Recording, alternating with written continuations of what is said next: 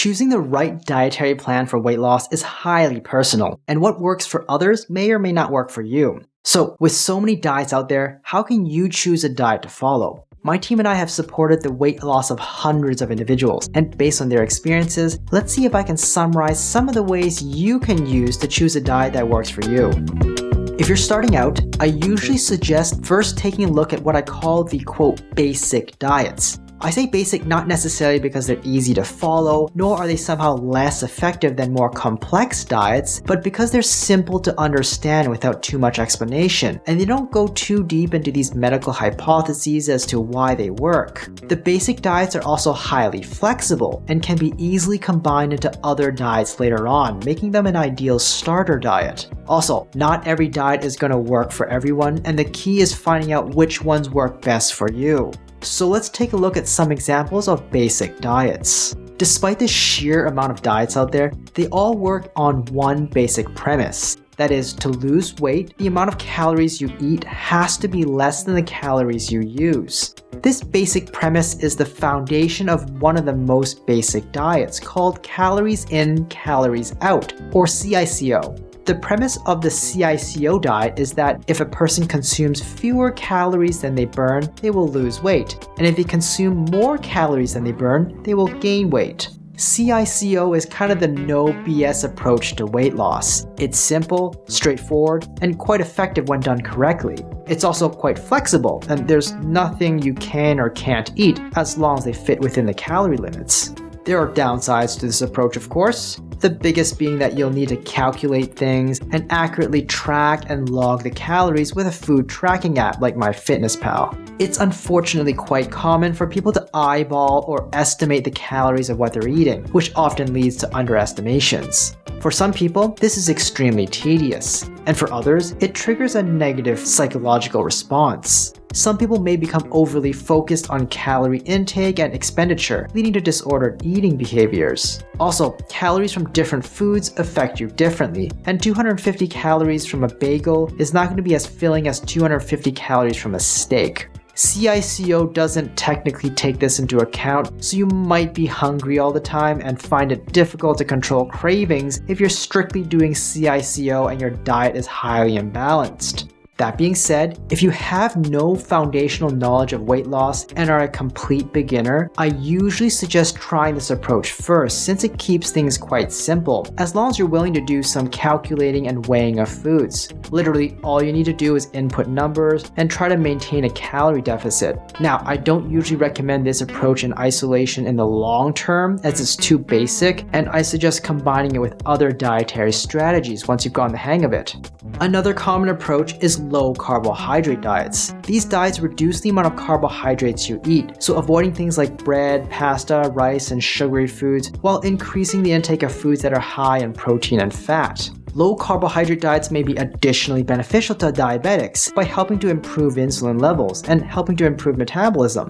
Also, going low carb doesn't require you to log your food intake or do any calculations, since you'll be following a list of foods to have. Being such a general dietary restriction, it also is quite flexible and allows for a large variety of dietary choices. However, this strategy, even if very effective, usually only works at the beginning, and long-term weight loss often requires more careful food selection and tracking later on, especially if you plan on losing large amounts of weight. Also, low-carb diets can be extremely difficult for those who crave carbohydrates, and finding carbohydrate alternatives or ways to mitigate these cravings is important, at least at the beginning when carb withdrawal symptoms are strongest. Low-carb diets also tend to cause or aggravate constipation in certain people. Going low-carb is another good basic diet for patients who are looking to lose weight and don't want to do calculations or log their foods, since it can often get weight loss started without the need to do those things. Keto, which is a high-fat diet, is a specific variation of a low-carbohydrate diet. The core tenet of keto is that the lack of carbs for the body to burn leads to ketosis, in which the body burns an alternative form of fuel called ketone bodies. This shift in metabolism has a number of potential health benefits, including weight loss. High-fat diets help manage appetite, and because fat is filling, you don't need as much of it to feel full, just that it usually takes more time to feel full, so you'll likely need to practice slowing down your eating if you're a fast eater. Again, you may not even need to track or log your foods to begin losing weight, although weight loss can stall later on without the help of careful food logging and tracking. Keto may also be beneficial for people with blood sugar or insulin issues. However, high-fat diets like keto have some clinicians worried about the possible long-term health risks due to their extreme nature. Whether or not this worry is well-rooted in evidence is another issue. Regardless, it's important to remember that although a higher fat diet may encourage ketosis, the keto diet is not the only diet that can generate ketone bodies. As long as your body is deprived of carbohydrates to burn as a fuel, such as in fasting or a very low carbohydrate diet, your body will also go into ketosis without the need to have so much fat in your diet. Again, keto is another good basic diet for patients who are looking to lose weight and don't want to log and track their foods, since it can often get weight loss started without the need to track. High protein is also kind of a variation of a low carb diet. High protein diets help manage appetite, and because protein is filling, you shouldn't need as much carbohydrate to feel full. You may also not need to track your food intake as much to begin losing weight. Similar to keto, high-protein diets have some clinicians worried about the possible long-term health risks. Also, your weight loss may plateau eventually if you don't track your food more carefully over time. Nevertheless, high-protein diets are another good basic diet for patients who are looking to lose weight and don't want to log or track their foods. Intermittent fasting is another popular strategy used, and it involves controlling the timing of when you eat rather than what you eat. So people will typically only eat within a set time window, usually 8 hours, and fast for the remaining 16 hours. The basic premise is that by limiting your eating window, you end up eating less overall. Because only the timing is controlled, you technically don't need to limit what you're eating, so there are no hard restrictions. Also, setting a time to eat may be easier to follow than having to watch what you eat. Although it can be quite effective even by itself, it's usually much more effective when used in combination with other dietary strategies, like low carb. For some people, intermittent fasting by itself is not very effective, especially if you have a habit of overeating or rewarding yourself by eating a lot when you've successfully completed a fast. Some people skip breakfast, but overeat a huge lunch and dinner and end up eating more overall calories in a day. So intermittent fasting can work, but if your idea of intermittent fasting is simply binging on whatever you want during the 8-hour eating window, then this strategy is not going to work for you. That being said, if you are starting weight loss but don't want to limit what foods you can eat or have to log and track any of your foods, intermittent fasting is a legitimate strategy you can try as long as you can control impulses to overeat. Unfortunately, its effectiveness plateaus quickly if you don't eventually control the components of your diet.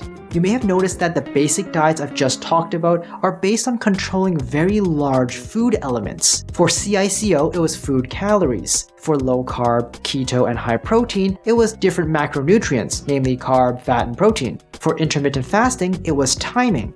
These are the easiest to understand and follow for beginners since they are huge food categories and offer a huge variety of foods within their rules. More complex diets include more specific dietary lists, which may not be as flexible and often have other factors to take into account, making them sometimes more confusing to follow for beginners. Having example dietary plans for more complex diets can be helpful to get started. An example of a more complex diet is the Mediterranean diet, which is based on the Mediterranean way of living and allows for high intakes of fruits and vegetables, whole grains, legumes, and nuts. The Mediterranean diet also includes moderate amounts of poultry, fish, and dairy products such as yogurt and cheese, as well as small amounts of red meat. One of the key components of the Mediterranean diet is to use fresh, whole, and minimally processed foods, rather than relying on heavily processed or refined foods. There are many research benefits to the Mediterranean diet, including weight loss, and many clinicians like this diet for being more balanced than some of the other diets. However, this food list is more specific than the basic low-carb or keto diets, and as a result is less flexible. If you don't like eating Mediterranean-style foods, you're gonna hate this diet. Also, because the Mediterranean diet focuses on high-quality, fresh ingredients, you might find it more costly to buy and more difficult to prepare these types of meals.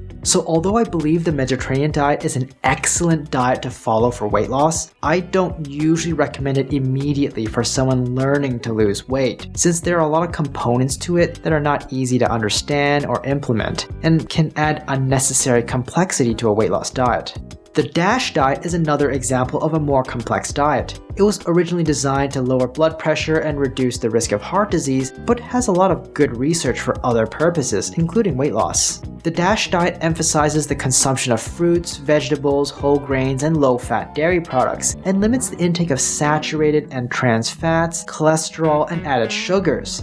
The DASH diet also includes moderate amounts of lean proteins such as poultry, fish, and beans. Again, the diet is more specific about its recommendations and includes components that are beneficial for heart health, which is great, but if you're focused on weight loss, it could be somewhat overwhelming to you.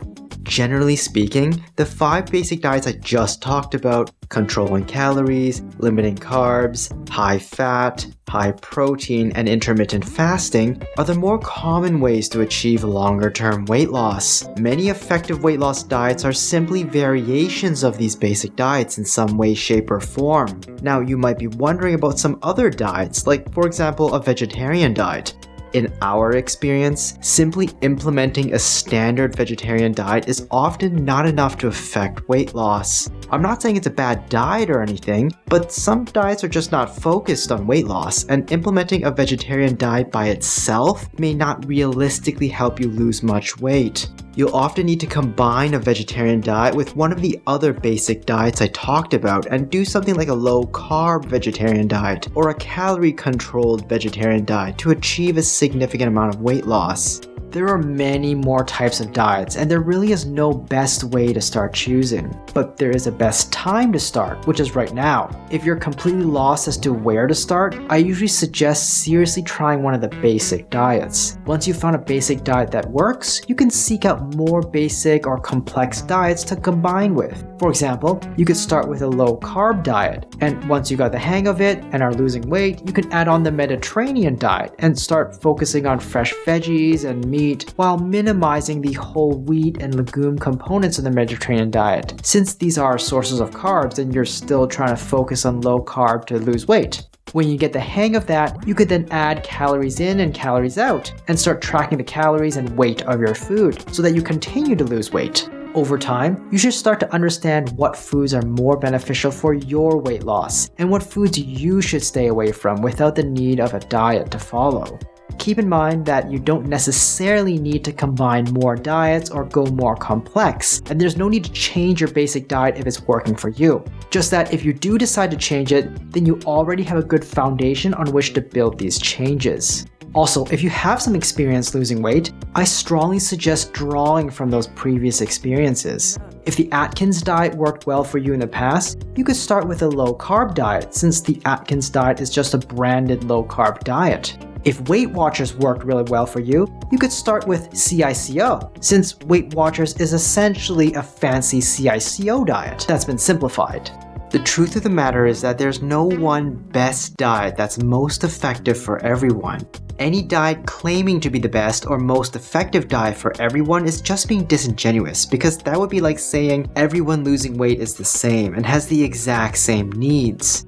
Also, there's likely no one single diet that is perfect for you either, and you'll likely need to change your diet over time to fit your changing needs and requirements as you lose more weight. Finding a diet that works for you is a continuous journey, much like your weight loss journey. In my opinion, the more time and effort you put into learning about yourself and your food is more important in the long run, as it helps you to make small discoveries along the way that can feel like game changers, as well as eventually create a specific diet that works for you. Strictly following diets can help more in the short run, kind of to get you started, since it gives you a framework to work off of. But without more knowledge about your food and how your body interacts with it, you can really only work within that diet's framework. And if you don't continue to follow that rigid framework, you might just fall off your diet. Another problem with following more complex diets right off the bat is that some diets claim to work under a particular theory, which may be misleading or incorrect. If you view all the food you eat under that incorrect theory, you're going to be hamstrung when trying to make better dietary choices. So whenever you choose a diet to start, always remember that these are guidelines and you need to tweak and make changes to the diet to make it the best diet for you.